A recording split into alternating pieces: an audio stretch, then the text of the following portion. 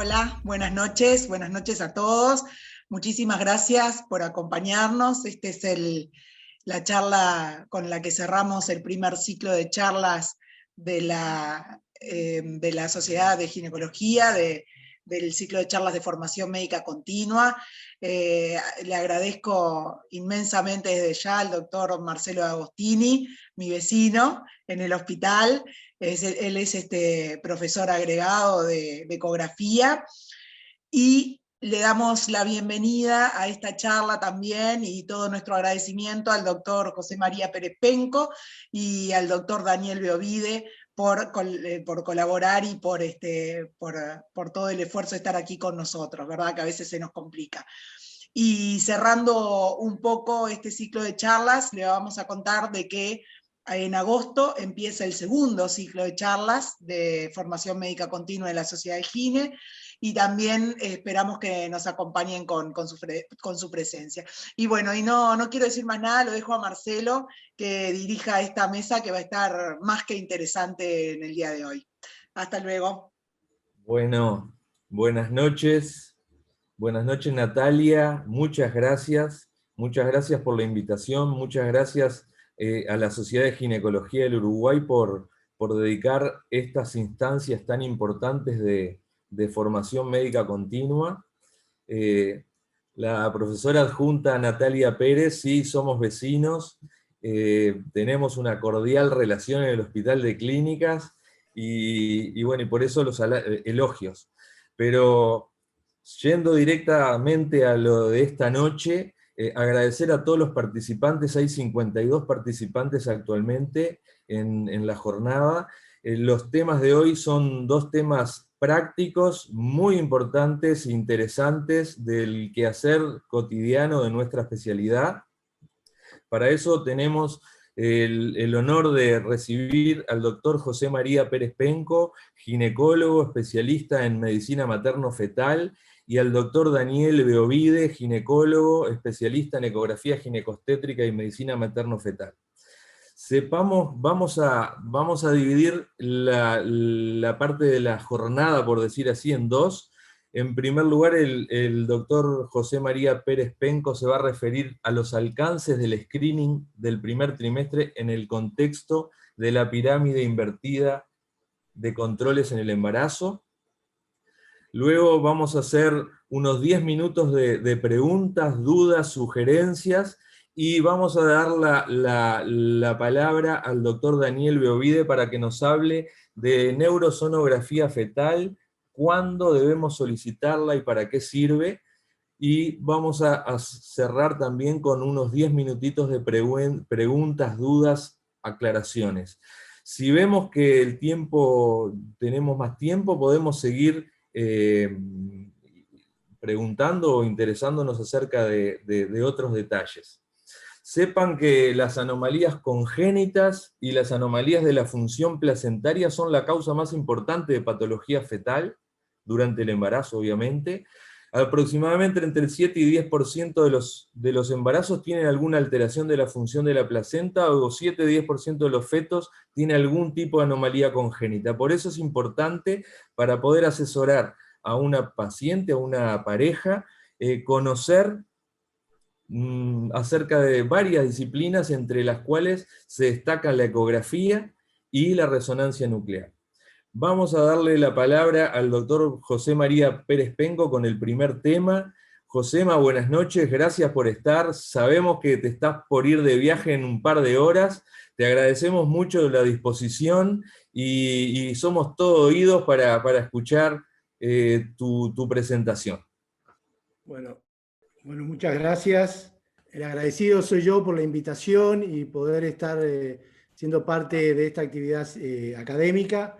Realmente un gran honor para mí, realmente le agradezco mucho a la sociedad y a ti, a Marcelo, y a Daniel por poder compartir con un compañero tan alto nivel esta actividad. Como decíamos, lo que más nos interesaba a nosotros en el screening del primer trimestre, que ya es muy conocido, que ya lleva muchos años en la vuelta, y increíblemente en nuestro país ya lleva varios años y consolidándose día a día.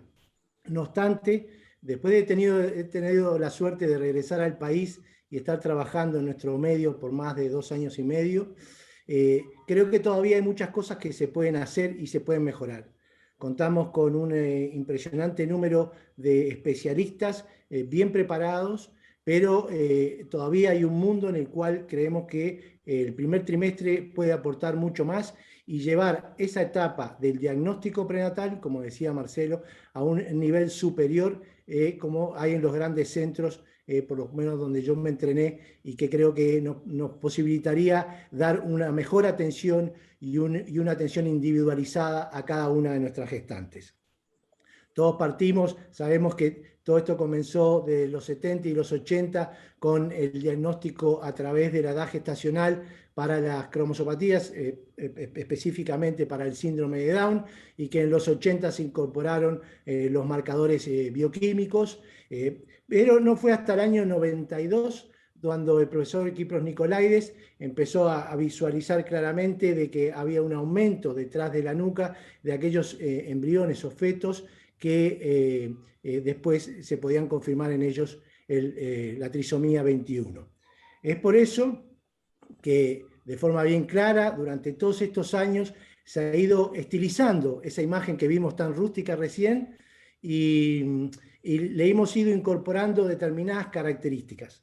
En innumerables oportunidades hemos discutido en varios cursos que hemos participado y en varias charlas conjuntamente con Marcelo, también con Daniel, hemos compartido y hemos hablado de la necesidad de que determinados criterios deben aparecer en las imágenes que hacemos en el screening del primer trimestre. Y obviamente es en el momento indicado en el cual podemos hacer el screening, la longitud cráneo-caudal es de entre 45 y 84 milímetros, es decir, entre 11 semanas y 2 días y 13 semanas y 6 días. Ubicar un plano medio sagital, magnificar suficientemente para poder identificar ese espacio ecolusa y evitar el apneo para no confundirnos y hacer medidas equivocadas, y colocar los calipers de una forma adecuada y buscar siempre la mayor medida. Eso hemos intentado que se audite, pero lamentablemente todavía estamos en una fase muy, digamos, primitiva en ese aspecto, y creemos que es necesario insistir, y tenemos que hacerlo por 2 formas. Una, por el cual las autoridades o las distintas jefaturas interpreten de que es importante que quien hace este tipo de ecografía esté auditado y tenga un aval para poder hacerlo.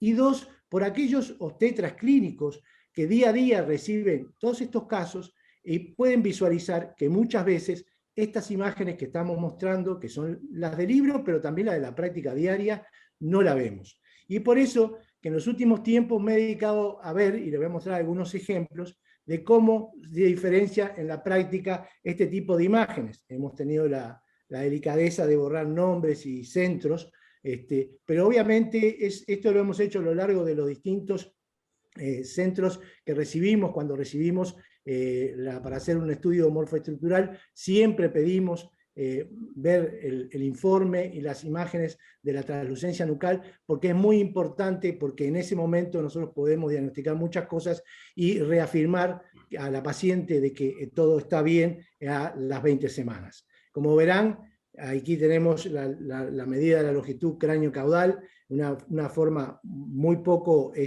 ortodoxa de poder medirlo, y que no solo nos genera errores al hacer una medición bien equivocada, sino que también, como verán, nos van a afectar de forma definitiva la verdadera edad gestacional de nuestras pacientes. Con eso conlleva a tener errores y horrores en el manejo obstétrico en el futuro, porque a pesar de que en pocos centros todavía se sigue insistiendo con la última menstruación como fecha para datar el embarazo, la inmensa mayoría ya sabemos que la única forma de hacerlo de forma más objetiva o con un error mínimo es con la longitud cráneo-caudal. Y por lo tanto, esa medida tiene que ser de forma adecuada. Tiene que estar magnificada y tiene que contar con los criterios que hablábamos al principio de dónde se mide, dónde se colocan los calipers, y eso realmente es el desafío de todos los días. ¿Y por qué esto es importante? Porque la translucencia nucal hoy tiene un valor no solo en el diagnóstico del screening del síndrome de Down. como veremos más adelante, tiene una incidencia importante en distintas pruebas que podamos ofrecerle a las pacientes cuando haya la posibilidad de trastornos genéticos que no son fáciles de diagnosticar y tampoco podemos estar brindando esos estudios de forma masiva por el alto costo que tienen. Pero como verán aquí, a medida que nos desviamos del plano medio sagital, variando la graduación, empezamos a ver un cambio importante en la medida de la translucencia y por lo tanto nos vamos equivocando en establecer realmente el riesgo. Por lo tanto, esto ya lo sabemos todos y por suerte en nuestro país lo tenemos la posibilidad de tener ecografías de primer trimestre y tenemos posibilidad de brindar de forma gratuita, cosa que no es común en nuestra región para nada, pero sí podemos comparar con algunos países de Europa, tenemos la posibilidad de tener marcadores bioquímicos de forma gratuita que tienen acceso, por lo menos la inmensa mayoría de las pacientes de nivel de que están en Montevideo, en Canelones, pero está abierto para todos a través del BPS, como todos ustedes saben, y que con eso nos posibilita poder incrementar, hacer un cálculo de riesgo más eficiente y llegar a tasas diagnósticas que cuando la edad utilizábamos solo la edad, estábamos alrededor de un 30%, hoy con una buena ecografía hecha, con una medida de translucencia nucal adecuada, con la definición adecuada de longitud cráneo-caudal y el uso de los marcadores bioquímicos de forma adecuada, tenemos la posibilidad de tener una tasa de diagnóstica de casi un 90% para el síndrome de Down y después hablaremos un poco más de la 18 y la 13. Hoy por hoy, como ustedes saben, se han incorporado otros nuevos marcadores como el factor de crecimiento placentario, que no solo lo usamos en el screening de preeclampsia. Este marcador de peso también se ha demostrado que puede ser utilizado en el primer trimestre porque se mantiene bastante homogéneo entre las 11 y las 14 semanas su valor y por lo tanto las posibilidades diagnósticas no varían mucho con respecto a si usamos la fracción beta de hormonocorticotrofina coriónica y la PAP-A, y sustituimos la PAP-A por el factor de crecimiento placentario y más o menos se equivale porque realmente a lo largo, como ustedes verán, a lo largo aquí la PAP-A va modificándose entre el periodo de la semana 11 y la 14. Como decíamos, es importante medir y auditar la medición realizada. ¿Por qué? Porque, bueno, este es un ejemplo de una auditoría que tenemos, por ejemplo, en Londres, se realiza cada 6 meses, sobre todos los casos de cada individuo que realiza, y como verán, existe una distribución ya bien estudiada, en la cual esa medida debe corresponder de acuerdo a la edad gestacional que se definió por la longitud cráneo-caudal y el número de casos. Esa distribución puede estar afectada si subestimamos o sobreestimamos la medida, si colocamos los calipers fuera de los lugares adecuados o si medimos no la máxima translucencia que pueda haber a lo largo de todo ese espacio detrás de la nuca. Y también es importante, como decíamos, tenemos grandes compañeros y grandes ecografistas que manejan muy bien esta dinámica, pero en un centro estos pueden ocultar que uno pueda tener una idea de que este centro tiene un resultado muy bueno, pero en forma individual vemos que igual persisten operadores que realmente al no estar auditados no llevan un control de sus medidas. Y ese es un elemento fundamental para poder mejorar. No solo en la translucencia nucal, sino también en los marcadores bioquímicos. No nos quedamos solo exclusivamente en el screening de primer trimestre basados en la ecografía, sino también en los marcadores bioquímicos que deben ser auditados y deben ser controlados porque estos marcadores varían y por lo tanto deben calibrarse en todo momento. Como verán, en la zona verde es la zona, digamos, que son los datos más fidedignos, pero cuando los equipos no están calibrados correctamente, puede haber alteraciones que nos lleven a hacer un cálculo de riesgo individual en la paciente de forma equivocada. Trisomía 18 y 13 fueron consecuencia del estudio de la trisomía 21, o sea, antes no se evaluaba directamente con la translucencia nucal la trisomía 18 y 13, lo que pasaba, como conjuntamente había un aumento de la translucencia nucal en estas dos cromosopatías, pero que son menos frecuentes que la trisomía 21, por ejemplo, el caso de la 18, por cada una de la 21 tiene que haber 2 casos y medio de 21 para que haya uno de trisomía 18 y casi 7 de trisomía 21 para que haya uno de trisomía 13. Y por lo tanto, aquí vemos cómo se distribuye y cómo va variando en promedio la medida de la translucencia nucal. Entonces, conjuntamente, cuando se intentaba hacer el diagnóstico de síndrome de Down, se sometían las pacientes a las pruebas diagnósticas, porque esto es un screening y debemos confirmarlo a través de una prueba invasiva, mejor una biopsia corial o una amniocentesis en el caso que nos demoremos en tener resultados como por ejemplo de la sangre, y se veía que se captaba a las trisomías 18 y las 13, pero por accidente. Entonces se fueron incorporando algunos otros elementos que sí variaban, como la frecuencia cardíaca, que como ustedes verán, en el caso de la trisomía 13 son frecuencias elevadas, y que por lo tanto había que conformar conjuntamente con los marcadores, como vemos en esta tabla, como se corresponden, por ejemplo, en el caso de la trisomía 21, hay una gran diferencia entre la fracción libre de la hormona gonadotrofina coriónica y la PAP-A. En el caso de la trisomía 18 hay una disminución bastante marcada de las 2 hormonas, y en la trisomía 13, bueno, también más baja, pero menos que en el caso de la trisomía 18. Y después vemos otros casos. Lo importante es que, considerando el screening que se utilizaba como algoritmo para la trisomía 21, se decidió asociar estos nuevos elementos que aparecían en la trisomía 18, y por lo tanto se logró hacer en un mismo esquema un algoritmo que nos posibilitara diagnosticar estas 3 trisomías que son de las más frecuentes. Posteriormente se vio que era posible incorporar otros marcadores, y de los que más han quedado, porque ha habido varios, de los que más han quedado de forma eficiente y que inciden en el cálculo de riesgo individual, es la evaluación del hueso nasal, que tal vez sea el marcador más subjetivo, porque está o no está, es hipoplásico o está ausente. Y a veces nos dificulta, sobre todo cuando estamos muy cercanos a la semana 11, que es más difícil de evaluar. Y por otro lado, la incorporación de la evaluación del flujo tricuspidio y la evaluación del ductus venoso. Con todo esto, en lugares donde se realiza de forma sistemática y se aplica todos estos marcadores, podemos llegar a tener tasas de detecciones de hasta un 97%, con un falso positivo de 3%. Por lo tanto, hay una mejora importante en la medida en que realizamos un estudio vigilado, y que por lo tanto nos mejora y nos evita realizar estudios,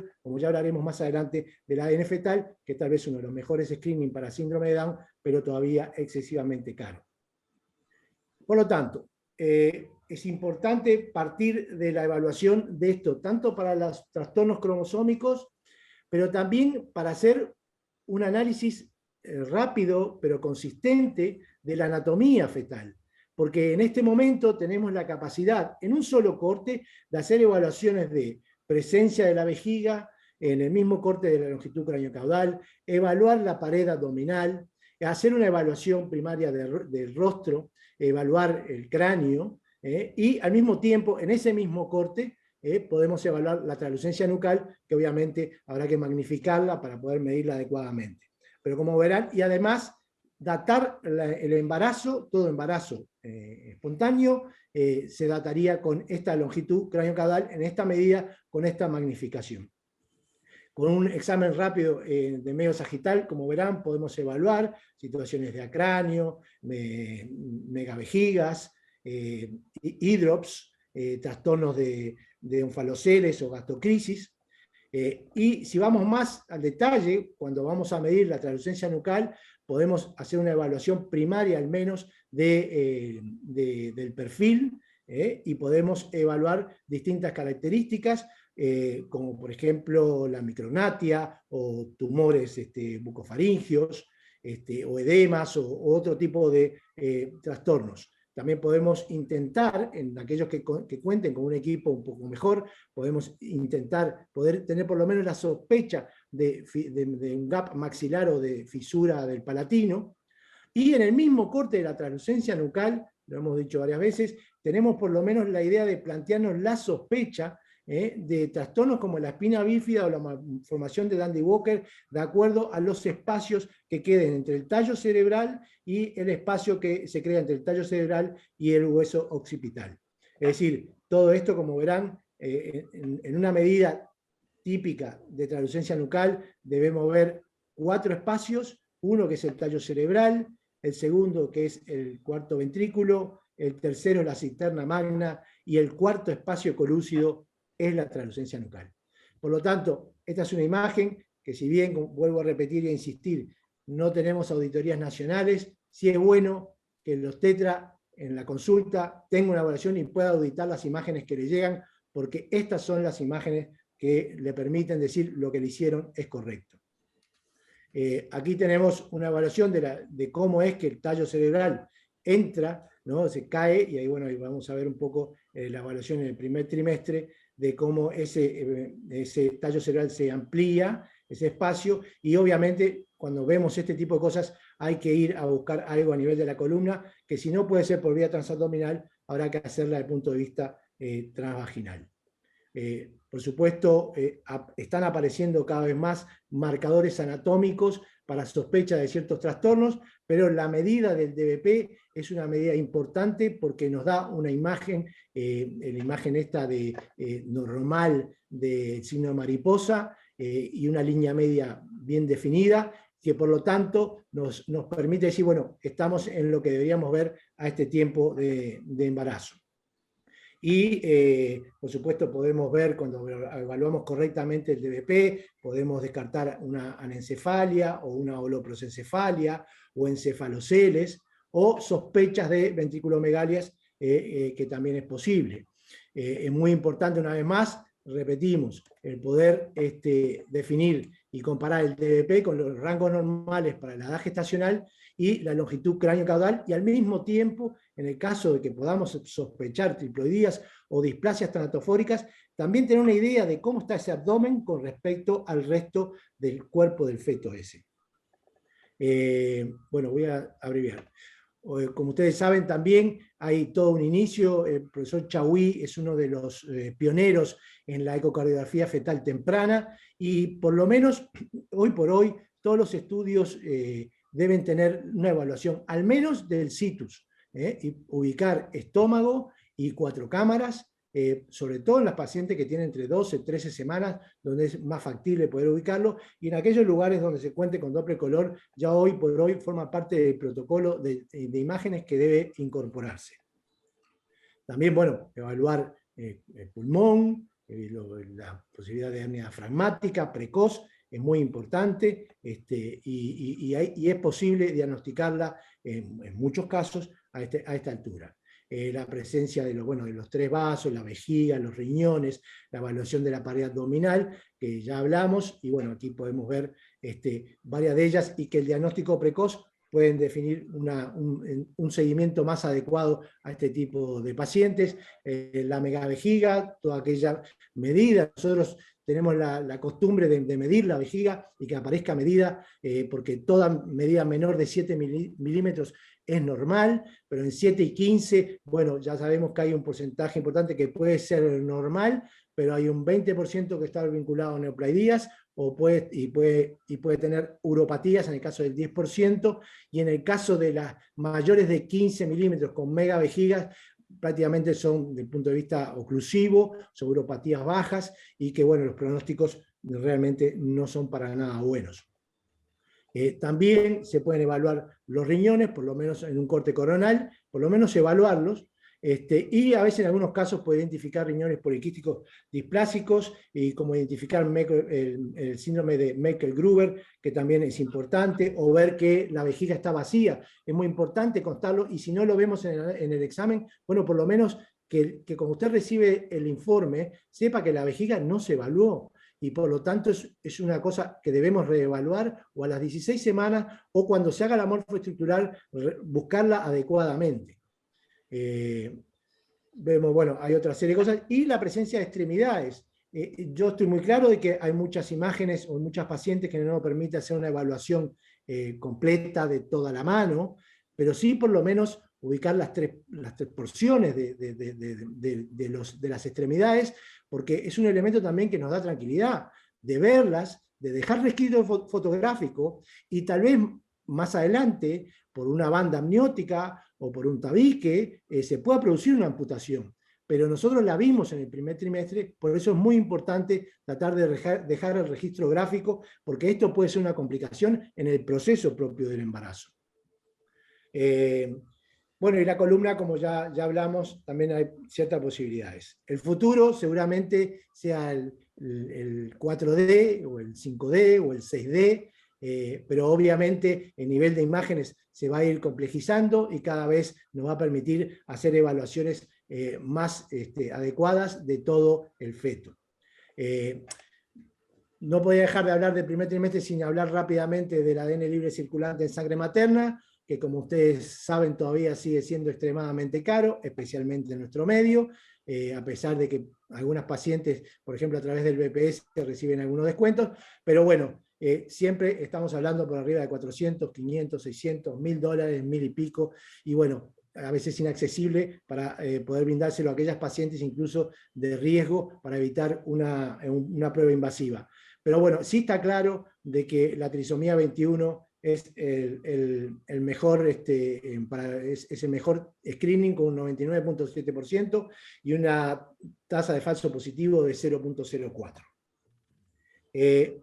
Recordar que en la trisomía 18 y la 13 hay quienes discuten el valor de esta prueba, de que sea tan efectiva como en el caso de la trisomía 21, y esto nos reafirma de que el caso del ADN fetal, que como ustedes saben es la aptosis de células de la placenta, que pasa a la circulación materna y contiene parte de lo que el feto contiene de ADN, esas determinaciones son hasta ahora, hoy por hoy, muy bien definidas para trisomía 21.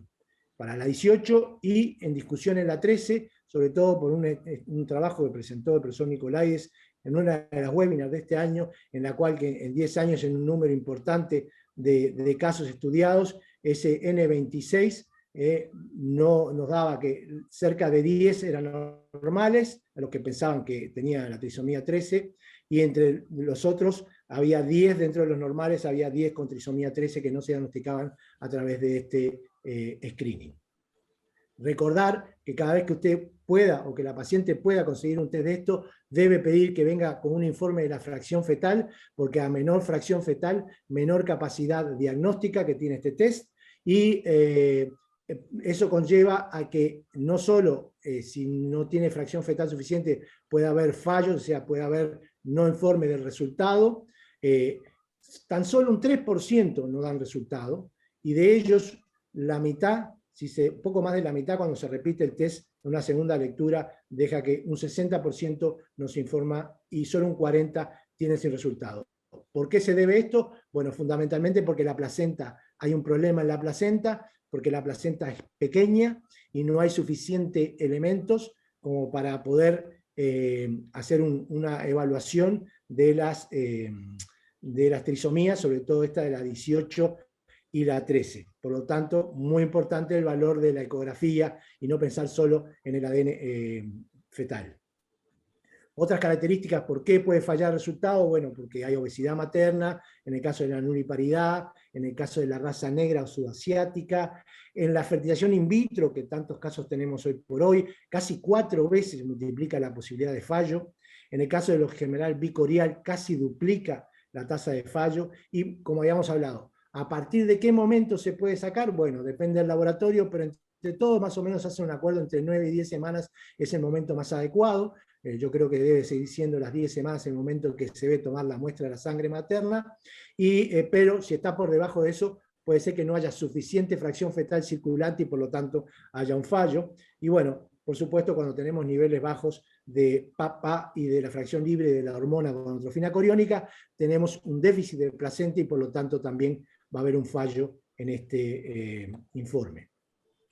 Seguimos manifestando, es un test formidable, pero sabemos claramente de que la ecografía no es sustituida por este ADN fetal y que sobre todo en los casos donde las translucencias nucales son mayores de 3.5 milímetros, donde conviven holoprosencefalia, megavejiga, onfalocele, en todos esos casos no vale la pena indicar un ADN fetal porque sabemos que tiene un alto riesgo de tener un trastorno cromosómico. Por lo tanto, en general, por lo menos en varios países, el test donde tienen más posibilidades, porque son un poco más accesibles los test estos, porque los compran a nivel institucional, bueno, dejan más que nada la posibilidad de que aquellas pacientes de alto riesgo, con más de 1 en 10, va directo a un test invasivo. En el caso del riesgo intermedio, que sería entre 1 en 10 y 1 en 1000, ofrecerle la posibilidad de hacer un test de ADN fetal, y bueno, y en el caso del bajo riesgo, nada más. En este sector del bajo riesgo se encuentran aproximadamente cerca de un 2% de los síndromes de Down. Por lo tanto, esa es la realidad, entre el riesgo intermedio alrededor de un 14, un 15%, porque la inmensa mayoría se diagnostican alrededor de un 80% en aquellas pacientes que son definidas como alto riesgo a través del test combinado. Y bueno, ya terminando un poco este pantallazo sobre el primer trimestre, no podemos dejar de la predicción y el algoritmo de la Fetal Medicine Foundation para la predicción de preeclampsia, con la asociación de factores de riesgo, la medida de la presión arterial media en los dos brazos y el uso de el Doppler de la arteria uterina, que por suerte aquí en muchas instituciones se está haciendo y se incluye dentro del screening, pero que después en el manejo clínico no tiene nada, porque realmente lo único que se va es con el valor del Doppler, pero después nadie le calcula el riesgo individual a esa paciente, y vemos que sumando la historia, o sea, los antecedentes de la paciente, la presión arterial media, el índice de pulsatilidad de las arterias uterinas, y en el caso que puedan agregar factor de crecimiento placentario, pero no indispensable, tenemos tasas diagnósticas importantes, como casi de un 90%, sobre todo en aquella preeclampsia precoz, que es la que más problemas trae, y por supuesto más consecuencias negativas tanto para la madre como para el recién nacido o el feto.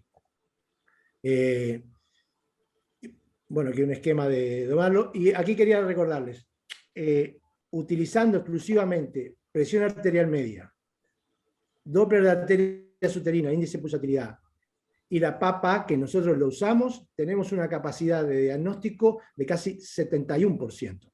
Miren ustedes aquí, en el caso que incluimos presión arterial media, uterinas, factor de crecimiento placentario y la PAPA, en ese algoritmo tenemos una tasa diagnóstica de un 76%. Es decir, no hay mucha diferencia con las herramientas que hoy contamos en el país, en nuestro medio, y que por lo tanto, yo creo que debe ser de interés de incorporar este screening a la práctica diaria, con una posibilidad no solo hoy de predecir la preeclampsia y sobre todo la preeclampsia precoz, sino por incorporar, les pido disculpas que esto esté en inglés, pero bueno, es de mi amigo Daniel Ronlik, que fue uno de los que trabajó más en la Fetal con este trabajo de la posibilidad de prevenir la preeclampsia y sobre todo la precoz con el uso de aspirina, que ustedes saben que en nuestro medio se usa, pero se usa a dosis más bajas. El estudio de la Aspirin Trial habla de una dosis de 150 miligramos,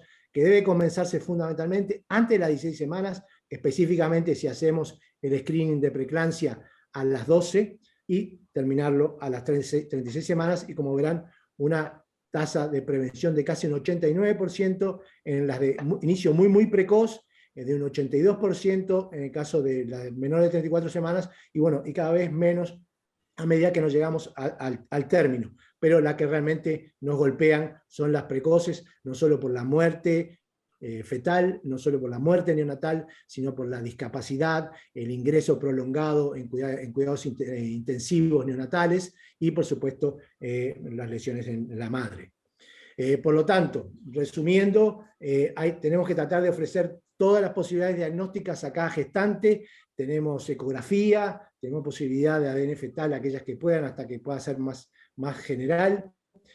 Podemos definir sexo fetal, podemos definir screening de preeclampsia, podemos hacer las trisomías y hacer una evaluación anatómica que realmente hay varios estudios que demuestran que una gran cantidad de las letales la inmensa mayoría se diagnostican, y en el caso de otras, que no son tan letales, pero cerca de un 50%, podemos llegar a un diagnóstico de casi un 50% de las que podríamos diagnosticar a las 20 semanas. Por lo tanto, ese es un aporte importante, sobre todo para el manejo diario. En resumen, algunos elementos importantes: fundamental el uso de ecografía, insistir en la translucencia nucal en el screening del primer trimestre. Sin lugar a dudas nos va a posibilitar no solo a interpretar adecuadamente los resultados utilizando marcadores secundarios y marcadores bioquímicos, sino que va a decidir cuáles son los siguientes pasos y cómo la vamos a seguir desde el punto de vista clínico a esa paciente.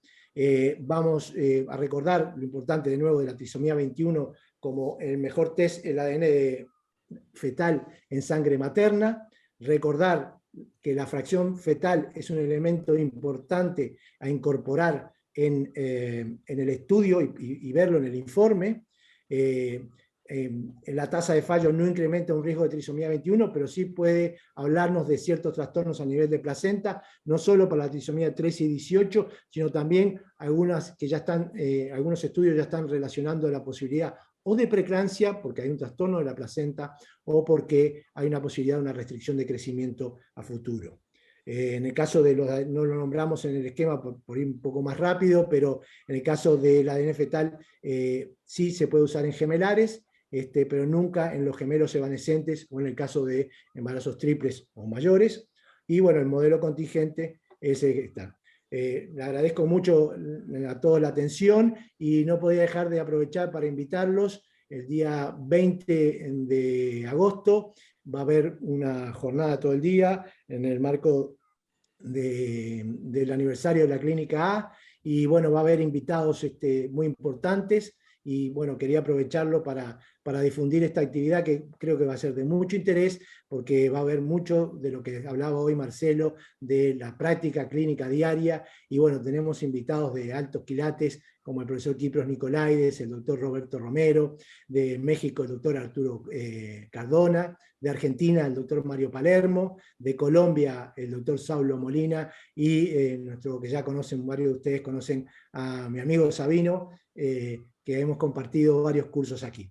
Así que les agradezco enormemente la atención y estoy a entera disposición para cualquier pregunta o debate. Muy bueno, Josema, muy buena la presentación, felicitaciones. Queda abierta para todos. Hay 85 participantes en la jornada hoy, así que felicitaciones y agradecer a todos los participantes por estar, a pesar de la hora, estar presentes. Tengan el bien de hacer las consultas y las preguntas por el Q&A, ahí, o por el chat, pero mejor por el QA, si lo tienen en inglés, o el chat de respuestas. Josema, hay una pregunta en el chat sobre la dosis de aspirina. La veo, sí, exacto. Bueno, es un problema que pasa en general, en todos lados, no somos una excepción. En muchos lados se usa 1,5, en donde se puede partir. En otros lados le dan un poco más, pero la dosis recomendada, porque hay un cierto número de casos de pacientes de que realmente son como refractarias al tratamiento. Y la cardioaspirineta que se usa aquí, la aspirineta o la cardioaspirina, digamos, está por debajo. Por lo tanto, sí se insiste, porque todos estudios se han comprobado con decenas de miles de casos estudiados, y yo pienso que es importante, ¿no? Poder, digamos, si uno va a decidir hacer un screening y llegar a definir, usted tiene alto riesgo para preeclampsia, bueno, darle a esas pacientes y darle la dosis que conlleva. Perfecto. Sí, yo pienso que sí, hay que, aunque sea que la parte al medio y de noche se toma 1,5 todas las noches, es la sugerencia.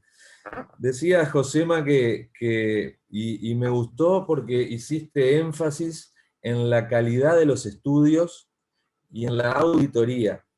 Hace 30 años de la translucencia nucal y seguimos viendo esas imágenes que mostraste. En un momento la juntábamos en una carpeta que teníamos en la unidad, bajo el nombre de Estudios de Terror, nos daba lástima, la verdad, y tratábamos de hablar con la gente para que tratara de mejorar las imágenes, o en todo caso de tomar una imagen de ese tipo que no la ponga en el reporte, porque eso denota que lamentablemente el resultado no va a ser bueno. Y es por eso que tenemos problemas y seguimos teniendo problemas con la imagen. Con las auditorías podríamos mejorar esos problemas. Lo mismo me puede dar la impresión que pasa con el laboratorio. El laboratorio también tiene que estar auditado. Al menos la impresión subjetiva es que el test bioquímico tiene una tasa muy alta de falso positivo. ¿Tenemos idea acá, vos tenés idea en el BPS, si hay números de cuál es la tasa de falsos positivos que tiene el screening, el bioquímico? Si ha aumentado los procedimientos invasivos, ¿tenemos alguna idea de eso? No, ¿Qué nos pasa habitualmente? Yo ese número no lo tengo, Marcelo, pero lo que sí sé es que si vos tenés los marcadores ok, pero tenés la medida de translucencia mal, o al revés, sí, o peor, tenés los marcadores sí, y la translucencia mal, estamos haciendo esto por nada. Entonces, yo creo que en la práctica diaria lo que yo he visto es que también hay que relativizar un poco, porque yo pienso que las auditorías también nos posibilitaría definir exactamente qué es riesgo intermedio. Porque, por ejemplo, en muchos casos que caen en el riesgo intermedio y se le ofrece un diagnóstico que puede ser el ADN fetal, en aquellos que puedan pagarlo, o una prueba invasiva. Entonces, yo lo que digo es, el riesgo es intermedio cae cuando vos tenés, lo vas ampliando, el riesgo intermedio lo ampliás y por lo tanto vas a captar todo, no se te va a escapar solo ese 2% que decíamos que está en el bajo riesgo, ¿no? Pero yo, por ejemplo, una paciente que tenga 40 años y que su riesgo es 1 en 600, caería en un riesgo intermedio, pero ecográficamente normal, hueso nasal presente, ductus venoso normal, flujo tricuspidio ok, 4 cámaras con doble color normal, ninguna alteración anatómica importante. Bueno, yo diría que esa señora está súper bien y que no debe preocuparse casi 98-99%. Por lo tanto, yo pienso que la auditoría nos va a mejorar eso. Y creo, y me voy a tomar atrevimiento porque estamos en el marco de la sociedad, y creo que la sociedad también de ecografía debe tomar esto, y están abiertas las puertas. En mi caso, yo como auditor internacional de la Fundación de Medicina Fetal del primer trimestre, estoy en la mejor disposición de poder apoyar a cualquier colega que quiera interesarse en auditarse y tener su registro. Pero lo que le quiero transmitir es muy importante que la sociedad, digamos, promueva a aquellos que están auditados. Porque si las autoridades no lo hacen, o los jefes de servicio no lo hacen en los distintos centros, porque al final, ¿cómo queda esto? Bueno, yo se lo mando a fulano que lo hace bien. O yo voy a que me vean este caso, yo la neurosonografía se la mando a Biovide, ¿me entendés? Porque, entonces, ese tipo de cosas nosotros tenemos que, desde el punto de vista académico, realmente hacer hincapié en ese aspecto y publicar las listas y que tanto las instituciones como las pacientes tengan la posibilidad de tener acceso, de ver quién está. Y lo otro que les digo a los tetraclínicos, mire la imagen, si la imagen no se compara con lo que le estamos mostrando, o revise usted, pero no es que yo le tengo que mostrar nada, o revise usted, mire, cambie de ecografista. Claro. Sí. En el último congreso presencial que tuvimos de la sociedad de acá en Montevideo, hablamos del mismo tema y siempre estamos repitiendo lo mismo, y solamente 6 personas auditadas para translucencia nucal había en el Uruguay en ese momento, y somos 100 que hacemos ecografía. Entonces yo creo que es importante, tenemos acceso al material para aprender, al material para auditarse, es gratuito, está en español, no, la verdad, el curso no lleva más de 2 horas para hacer el curso teórico. Si uno tiene que trabajar en esto, tiene que auditarse. Es verdad que la sociedad podría ser, entre comillas, el policía, tal vez, Bueno, pero bueno, no es la finalidad. Yo lo que quisiera dejar claro es una cosa, y bien importante, es, no estoy promoviendo ninguna casa de brujas.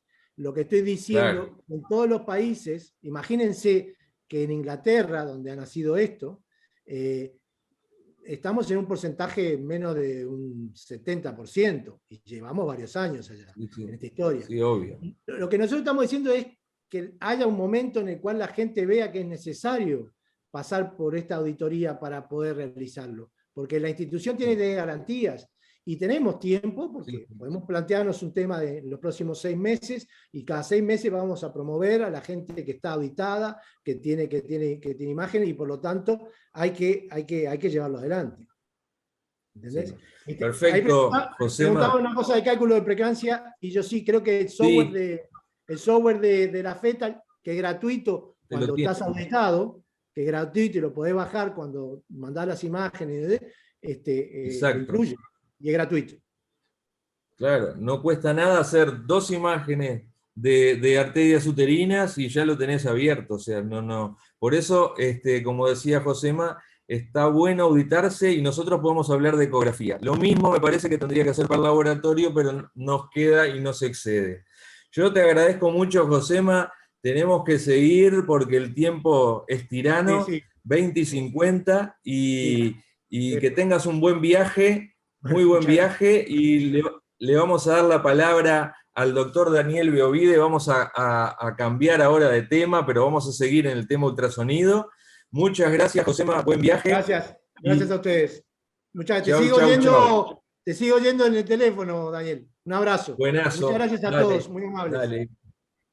Si queda alguna pregunta o alguna sugerencia, aclaración, la dejan y al final de la charla de Daniel la seguimos conversando. Daniel Beovide, entonces ahora. Vamos a pasar entonces con el tema de neurosonografía. Ni que hablar lo que decíamos al principio, pero que para asesorar bien a una pareja hay que estar empapado en el tema. Por eso, tanto el clínico como el que hace diagnóstico por imágenes tiene que conocer acerca de las indicaciones, los alcances y de para qué sirve la neurosonografía fetal. Daniel, te dejamos el micrófono abierto. Bienvenido y muchas gracias. Bueno, muchas gracias a vos, Marcelo, por la presentación, y bueno, también a la Sociedad de Ginecología y Obstetricia por darnos este momento y poder compartir estas cosas que tanto nos apasionan.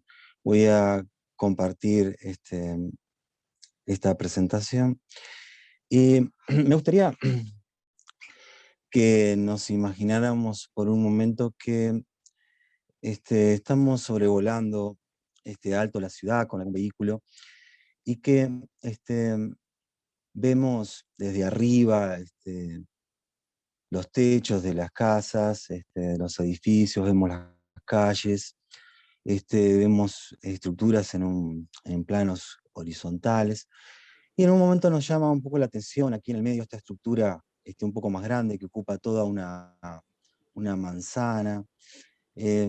Nos acercamos un poco más, le damos un poco de zoom, y esta imagen podemos imaginarnos que puede ser un centro comercial, un salón de fiestas, algún centro educativo, religioso, pero no podemos estar seguros de lo que puede ser. Este es un plano un poco más abstracto, hasta no tener otra visión desde otro lado, cambiar de donde estamos y pasar hasta una visión desde un costado.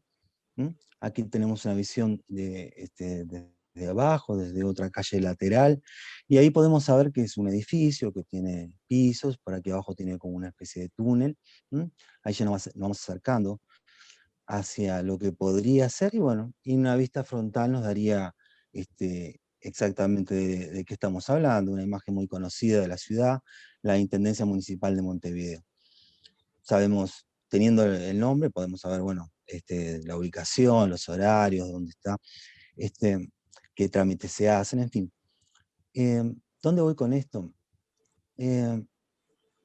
Con la valoración de la cabecita del bebé, nos pasa algo parecido. Nosotros en ecografía valoramos el polo cefálico a través de planos axiales. La mayoría de las veces usamos estos planos, le hemos puesto nombres, transtalámico, transventricular, transcerebeloso, y tomamos medidas. Y con esto, en cierta forma, le decimos a la paciente que está bien, que su bebé va a ser normal, que está sanito en la parte cerebral, nos da tranquilidad en base a años de estudio, esto se ha probado, ¿no?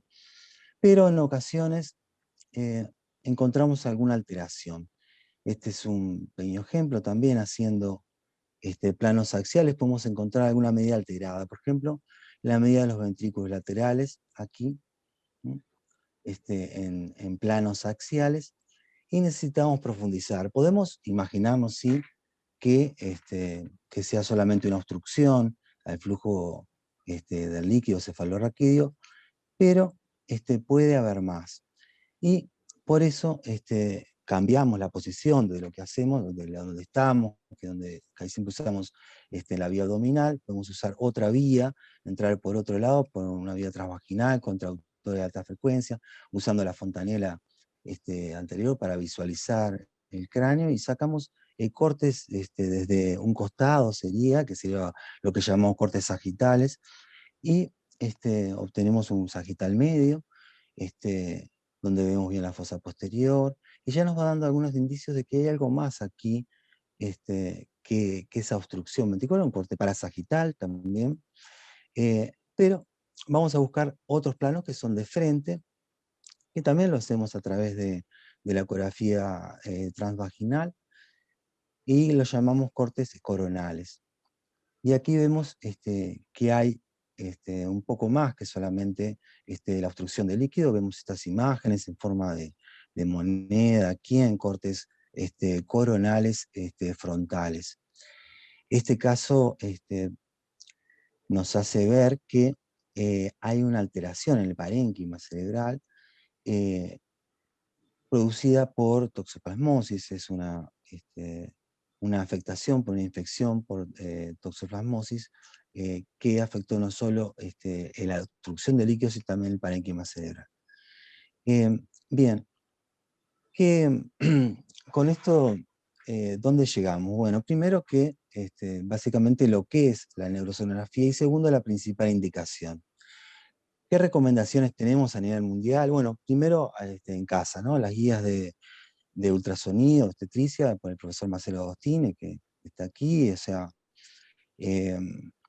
nos dan una recomendación, todo el grupo de trabajo de Marcelo y en el Hospital de Clínica, en una de las secciones dice, bueno, en caso de encontrar alguna anomalía de rutina, entonces debemos llevar el estudio a un tercer nivel, a realizar una neurosonografía fetal. La WAMP, la Organización Perinatal Medicine, también nos recomienda en el journal de último de abril de 2021, son bien claros ellos, dice, por tanto, en el final aquí la sospecha de anormal anatomía debería ser referida a fetal, a neurosonografía fetal. La SEGO, o sea, la Sociedad Española de Ginecología y Obstetricia, en su guía sistemática para la asistencia, o sea, para hacerlo más práctico, ellos, con varios expertos bastante conocidos, nos dan incluso indicaciones para la neurosonografía. Bien, la Clínica Barcelona ya hace años también lo viene trabajando, incluso con cursos a nivel online. La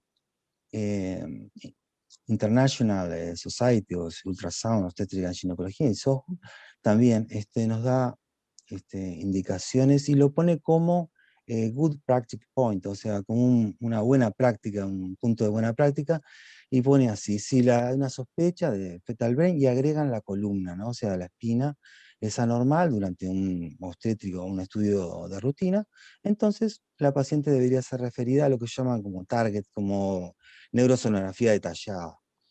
Bien, acá lo ponen como parte 1, para esto se ahora nomás, también de septiembre del 2020. Cada vez hay, hay más artículos o recomendaciones para usar la neurosonografía. Ellos ponen también sospecha, que se solicite en caso de sospecha, ¿no? De, tanto del sistema nervioso como de la espina, en la rutina ultrasonido, y también agregan en el caso de la translucencia nucal. Cuando encontramos alteraciones, hoy Pérez Penco nos hablaba también que se puede sospechar de alteraciones en la translucencia nucal bien temprano en el embarazo. Bien, entonces llegamos a un consenso. Bueno, por eso este es el consenso. Habría una ecografía básica para la población general en planos axiales con el objetivo de dar tranquilidad a la paciente, a la mamá, bueno, y el otro es detectar una anomalía. Cuando hay una anomalía, entonces hay indicación de profundizar. Con un estudio con planos axiales, que miramos algún detalle más, planos coronales y planos sagitales. Con múltiples biometrías, todo se puede medir dentro del cerebro, todo tiene tablas, y ahí confirmamos o descartamos también muchas veces los diagnósticos que fueron dichos previamente. También existen otras indicaciones que es bueno saberlos, como por ejemplo antecedentes de anomalías eh, cerebrales, como puede ser en hidrocefalias que han tenido, bueno, tanto los padres como otro embarazo que haya tenido, o familiares. Con eso, bueno, podremos planificar el embarazo haciendo una neurosonografía precoz o teniendo también un seguimiento más detallado. Anomalías extracraneanas, es bastante conocido que los radomiomas cardíacos se asocian con alteraciones a nivel encefálico. También patologías a nivel de la cara o malformaciones en la cara también son asociadas con lesiones cerebrales.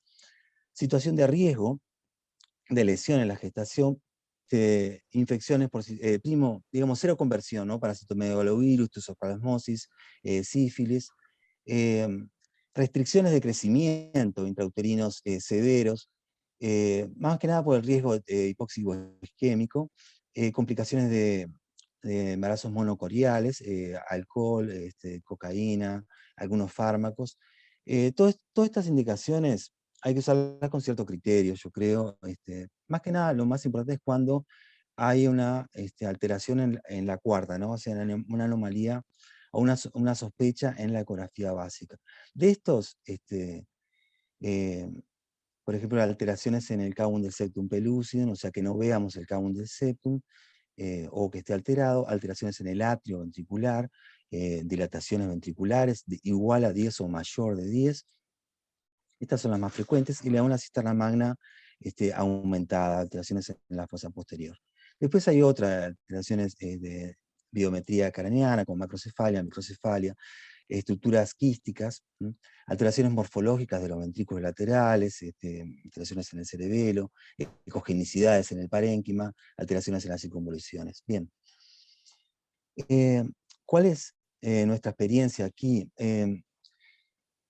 En el año 2015, bajo la dirección de la doctora Bianchi en el Centro Hospitalario Populaire Rosell, en la Unidad de Medicina Prenatal, comenzamos a hacer los primeros estudios de neurosonografía, con el apoyo total, prácticamente incondicional, del doctor Gustavo Malinger, con una derivación de 11 pacientes en el año 2015, 22 pacientes para neurosonografía en el 2016, en 2017 14 pacientes, ahí con 47 pacientes hicimos un corte y evaluamos a ver cómo iban esos estudios en cuanto a el seguimiento, el follow-up postnatal, con estudios como resonancia o translucencia, transfontanelares o seguimientos clínicos, y nos dio el 30 de 47 tenían una correlación perfecta con los diagnósticos después.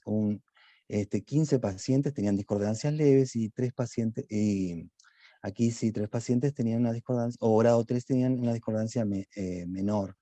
digo, una discordancia mayor. Un paciente solo tiene una discordancia mayor. Ninguno tiene una discordancia severa, digamos, que fuera contrario al diagnóstico.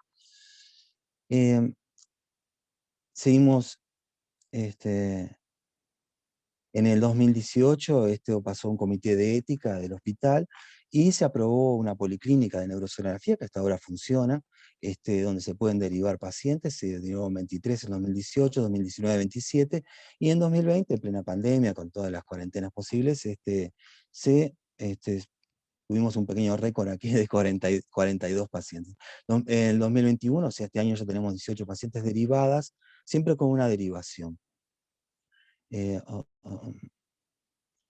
¿Qué motivos fueron? Bueno, esto lo voy a pasar rápido, más o menos son lo mismo. Aumento del atrio ventricular, alteraciones de la morfología del cráneo, ¿no? Macrocefalia, microalteraciones en el cábun también, alteraciones en la fosa posterior. Algunos ya venían con diagnóstico, ya desconfirmamos. Estructuras quísticas intracraneanas, quistes, alteraciones en el parénquima, cosas tumoraciones, calcificaciones. Todo eso motivó a que se solicitara el estudio de hemorragias o procencefalias. Anomalías de la inducción dorsal, ¿no? Como mielomeningoceles, espadoceles, también son motivos de derivación para ver cómo está el cono medular y también cómo está el cuerpo calloso. Un 30% se asocian con esto. Bien. Bueno, hubo algunas publicaciones y un ejemplo, un caso aquí, voy a hacer uno solo para no aburrir mucho con las imágenes, pero bueno, esta paciente fue enviada al interior por ventriculomegalia leve. Era una ventricularidad simétrica, por lo que cuando lo vimos aquí tenía un ventrículo normal, pero del otro lado sí, que no se ve cuando se acerca al traductor, pero tiene una ventricularidad de 12 milímetros, era leve. Las imágenes en axial no son tan importantes, parecía que no tuviera, que fuera una ventriculomegalia leve aislada, pero aquí hay un indicio, y en la suicidio de Silvio, que hay una gran alteración. Estamos en 24 semanas. Pasamos a verlo en un plano sagital, como decíamos, buscando otro enfoque por vía transvaginal. El cuerpo calloso aquí ya está con cierta alteración, tiene una digenencia del cuerpo calloso, a pesar de que las medidas son normales. Ahí vemos un corte parasagital, donde vemos el ventrículo lateral dilatado, o sea que ese era el ventrículo que no veíamos en el corte axial. Y la visión de frente, o sea, los planos coronares, sí, aquí son más reveladores y nos cambia bastante o nos agrega bastante el diagnóstico. Fíjese la corteza cerebral y estas indentaciones que tiene. Muchas veces decimos que la ecografía no ve bien la corteza, pero no es así. Con buenas imágenes, con un poco de técnica, vemos la corteza cerebral y cómo está totalmente alterada, totalmente con todo un grado de indentación, con pequeñas circunvoluciones que no son acordes, o corte frontal también aquí, y en los cortes siguientes también. Estamos frente a una polimicrogiria, y bueno, con eso ya se puede saber un poco más y estar más atento a qué puede ser la evolución o hablar con los padres, ¿no? Que es diferente hablar con el diagnóstico anterior. Un poquito de resonancia magnética, yo creo que se une la resonancia magnética fetal y la neurosonografía. Creo que con la resonancia lo que ganamos es toda la experiencia del neuroradiólogo en bebés, en jóvenes, en adultos, todos los diagnósticos que ellos hacen, la noción de normalidad que tienen y cómo ellos pueden pasar de esos diagnósticos a la parte fetal. Con la neurosonografía tenemos a especialistas en medicina fetal que ven el embarazo en cada semana, con la diferencia que hay semana a semana del cerebro. Entonces eso da experiencia también en patología fetal. Por otro lado, hay que recordar que a veces una obesidad mórbida, un cuello corto, impide muchas veces hacer una correcta neurosonografía, por eso es importante la resonancia magnética fetal. Por otro lado, especialistas, o sea, a veces es más fácil consultar con especialistas como tenemos resonancia también, porque ellos están más familiarizados con la resonancia. Por otro lado, aquí, tanto movimiento fetal en edades tempranas, yo que sé, 22, 23 semanas, 24, muchas veces no ayudan a que una resonancia pueda ser buena, y que con la neurosonografía no tenemos ese problema. La claustrofobia de la paciente, hemos tenido pacientes con claustrofobia que no se han podido hacer resonancias, y bueno, la neurosonografía también ayuda. Por otro lado, yo pienso que por un punto, ¿no?, pasan infinitas rectas, pero con 2 puntos pasa una sola recta. Entonces, tenemos 2 métodos para poder diagnosticar, y muchas veces podemos equivocarnos. De hecho, me ha pasado recibir casos con resonancia, con una patología, y hacer la ecografía y ver que no era esa patología. Entonces, ahí podemos, y debe haber pasado también todo lo contrario, o sea, que neurosonografías que la resonancia después confirma, o realmente hay una contradicción en lo que pone. Entonces tenemos 2 métodos que yo creo que se pueden usar. Y ahí está un poquito el para qué sirve, la segunda parte de la pregunta. Lo primero me pareció que era bastante obvio, o sea que sirve para hacer diagnóstico, para tener un compromiso con el diagnóstico. Ahora, creo que la pregunta va más como, bueno, ¿qué ganamos con esto que tenemos? Y fíjense, estos fueron los diagnósticos que logramos, estos 139 casos que tuvimos hasta el 2009, y me gusta mirar este punto aquí arriba, 50, todos fueron derivados por algo, o sea, siempre se hubo una sospecha de algo, siempre hubo algo que motivó el estudio, no fue pedido como screening o de rutina. Y sin embargo, 61 fueron normales. O sea, yo creo que ahí ya ganamos. Antes de dejar a la paciente con la sospecha de que tiene algo, le estamos diciendo que después de pasarla por todo el screen, por todos los planos, estamos diciendo que es normal. Entonces, bueno, eso da tranquilidad. Después hay toda una serie de patologías que pueden ser leves, como por ejemplo una ventriculomaría leve aislada, ¿no? 14 pacientes, megacisterna magna también, son bastante leves, y hay otras también. Pero hay otras que sí, es real, son muy complejas y muy difíciles, y necesitamos consultas.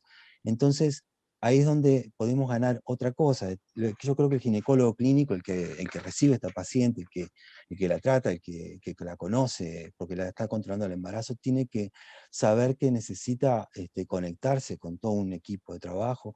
Ya en muchos lugares ya hay ateneos que forman para charlar de esto. Entonces, cuenten con nosotros, miren todos los especialistas que pueden estar alrededor, ¿no? Neuropediatra, neuroradiólogo, todos ellos los podemos traer a este nivel. ¿Por qué? Porque tenemos un diagnóstico, tenemos imágenes para mostrarles. Ellos, antes que hacían, bueno, vamos a esperar que nazca, después le pedimos una resonancia, bueno, y después lo hacemos. Ahora ya lo tenemos en forma prenatal, entonces ahí sí es otra cosa. Ellos pueden dar su opinión en cuanto a eso, porque les podemos mostrar estas imágenes. Tenemos a los especialistas que hacen ecografías transfontanelares también, neonatólogos, asistentes social, patología, psicología médica, que también se necesita con estas pacientes, cuidados paliativos prenatales, esta es toda una especialidad que es importante, porque yo creo que es la peor pesadilla para un padre, recibir noticias de una sospecha o de que pase algo en la parte cerebral de un bebé, es terrible, ¿no? Entonces, bueno, creo que precisamos en ese momento rodear y tener, por lo menos saber, llegar hasta lo más posible de lo que sabemos. Después, bueno, y lo peor que podemos hacer es, bueno, agarrarnos de lo primero. Bueno, el primer diagnóstico, yo creo que siempre hay que profundizarlo. Tenemos neurocirujanos también con genetistas, anatomía patológica, bueno, en el peor de los casos. Y bueno, para terminar aquí, también hay posibilidad de tratamientos fetoscópicos, endoscópicos, a cielo abierto. Se abre todo un mundo. Sé que hay problemas, pero bueno, quizás puede haber algunas soluciones. Cuando empezamos en 2015, aquí ni se hablaba de estas cosas. Bueno, ahora hay, hay posibilidad incluso de que se hagan aquí en Uruguay. Se está buscando que se pueda hacer. Muy bien. Bueno, hay cosas a futuro, bajar un poquito más las semanas, pero quiero terminar por aquí nomás. Y me gustaría saber si de preguntas, de opiniones, yo creo que esto Muchas Muy veces buena, genera Daniel. todo un problema, ¿no? Pero bueno, sí me gustaría eso, saber eso, ¿no? Si hay alguna crítica, algún problema, preguntas, opiniones sobre esto, sí. Eso. Muy buenas felicitaciones, Daniel, por la presentación, ni que hablar, muy clara. Dale de comer al perro, por favor, que se te está ladrando ahí.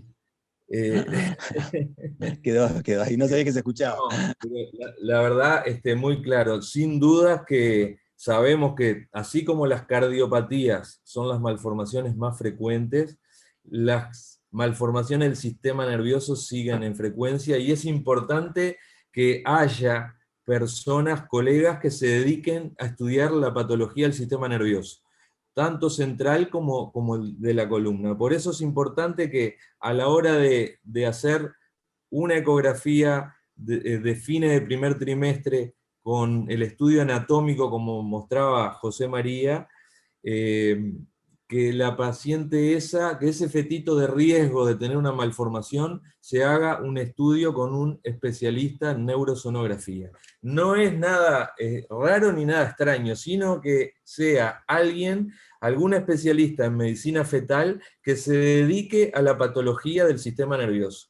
Es simplemente eso, conocer la anatomía normal y conocer el desarrollo del sistema nervioso normal para hacer diagnósticos correctos o decir normalidad. Muchas veces vemos alteraciones que nos parece que son imágenes patológicas y forman parte del neurodesarrollo. Por eso es importante conocer bien la anatomía normal y el desarrollo del sistema nervioso central para ponerse a hacer este tipo de estudios. Y el complemento con la resonancia nuclear también es fundamental, pero como dijiste vos bien, a edad gestacional muy precoz, hemos visto que si haces un diagnóstico de sospecha de una malformación a las 20 semanas, una resonancia a las 20 semanas no tiene un mejor resultado que es la ecografía, porque el feto es pequeño, la resolución no es buena, se mueve. Entonces, ese estudio habría que dejarlo bueno, alrededor de la semana 30, 34.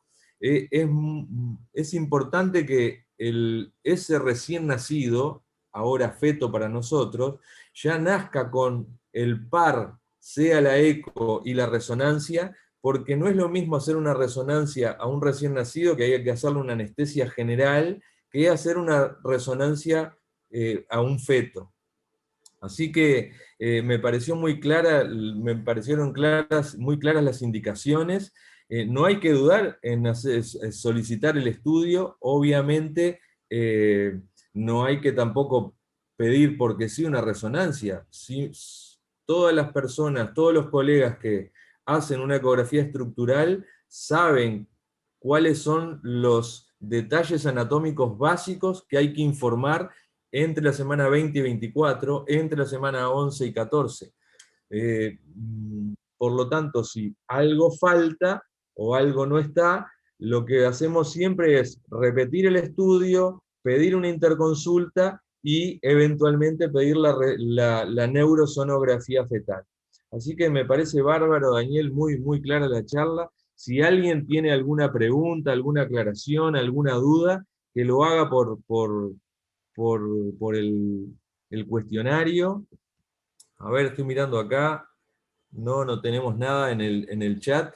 La verdad son 9:20 de la noche. Está el presidente, el profesor Claudio Sosa, con nosotros. Así que te agradezco, Claudio, ni que hablar. Lo decíamos al principio, estas instancias de formación médica continua son fundamentales.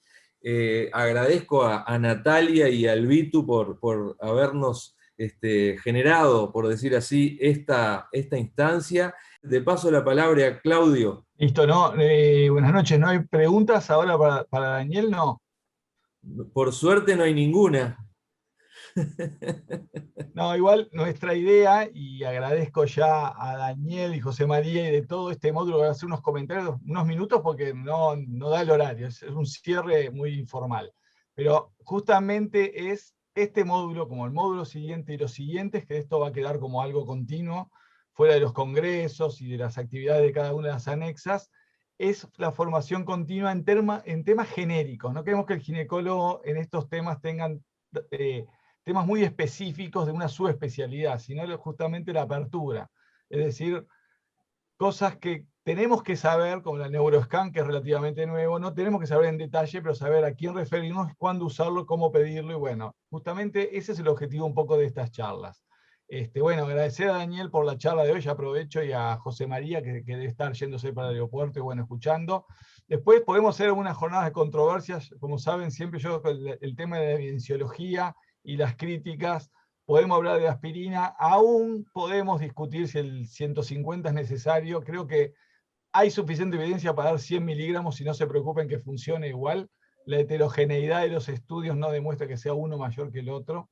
Pero bueno, son discusiones buenas académicas que pueden formar parte también en el futuro de la CGU, en controversias, que siempre estamos con esos temas.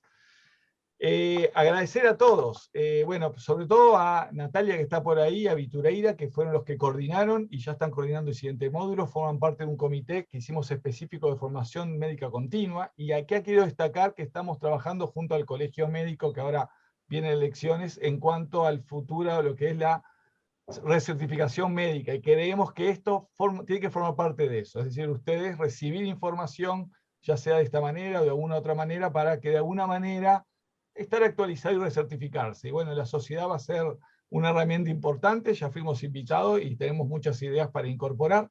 Creemos que no debe ser la academia de la facultad, sino que la sociedad es las que deben recertificar, y ahí estamos muy convencidos, a pesar que estamos en los dos terrenos. Agradecer a Urufarma también por la tecnología que nos permite este tipo de conexión, nos acercó la tecnología, Daniel, que realmente está atrás de todo esto y en todos los detalles.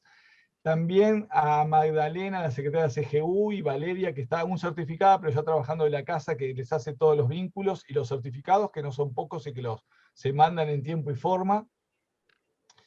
Y que a la brevedad ya les adelantamos que estamos trabajando en una página web que cada uno va a tener su usuario y va a entrar en la CGU, y en su usuario va a tener todos sus certificados, antecedentes, los links a las charlas, a estas charlas mismas, que a la brevedad se va a dar, que están grabadas. Y agradecer a los expositores, como decía, tuvimos temas, tengo acá, COVID, test de HPV, climaterio, anticoncepción adolescente y oncología, mallas en uroginecología, muerte fetal, control prenatal, histeroscopía diagnóstica, evaluación del cáncer heredofamiliar en oncoginecología, y todos los vimos y fueron temas bastante amplios, no muy específicos para ginecología en general, y hoy tuvimos este módulo de salud fetal. El objetivo era ese, para todos los ginecólogos, creo que se logró. 8 sociedades anexas, clínicas de la facultad presentes y los socios. En el caso de Daniel, nos escribió que él como socio estaba interesado, no entró a través de ninguna anexa, a pesar que él está seguramente conectado a una anexa. Y hemos tenido otros socios, y eso es la sociedad de Gine, no son ni el profesor Brioso, Lauría o el profesor Sosa, somos todos los socios iguales, aquellos que tengan para contarnos cosas, experiencias y expertaje en puntos específicos. Estamos abiertos. Lo que nos pasa es que el listado cuando empezamos a pedir es muy amplio. Fue difícil tratar más esto en un año, y seguramente algunos quedan para el año que viene. Y tampoco queremos, que estamos bombardeados con Zoom, poner un Zoom cada 3 días, por lo cual suponemos que 2 o 3 por mes es algo suficiente. Mediante encuestas vamos a querer su feedback, qué les parece esta modalidad o el número no queremos tampoco que haya tanta cantidad que no pierdan la oportunidad de escuchar. Y bueno, y también exposiciones internacionales, que en el caso del siguiente módulo ya tenemos al doctor Palacio Jaraquemada, que se dedica a acretismo y nos va a dar una charla, y hay posibilidad de un curso con él. Todas estas clases fueron grabadas, están en un link que van a ser enviados a los socios para que puedan, aquellos que se la perdieron, puedan verlas nuevamente o disponerlas, incluso bajarlas en los videos para tenerla a mano. Así que básicamente esto era cerrar este primer módulo, bastante amplio. Ya viene un segundo módulo también bastante amplio, y bueno, esperemos que el feedback de todos los socios, no hoy, pero si se pueden enviar a la sociedad de Gine. Vamos a hacer otra encuesta nuevamente, seguramente por email y por WhatsApp, para que nos digan si el día está adecuado. El día fue elegido por los socios, ¿se acuerdan? La encuesta del año pasado nos dijeron los lunes y los jueves a las 19:30, decidimos ponerlo a las 20, para la gente que sale de guardia. Y bueno, los temas también fueron muchos digitados por ustedes indirectamente. Bueno, queremos tener un ida y vuelta de la sociedad.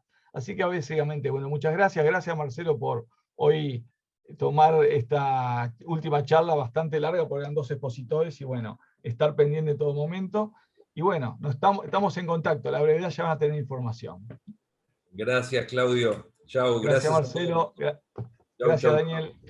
Chau, chau. Gracias, Chau, todos. Claudio.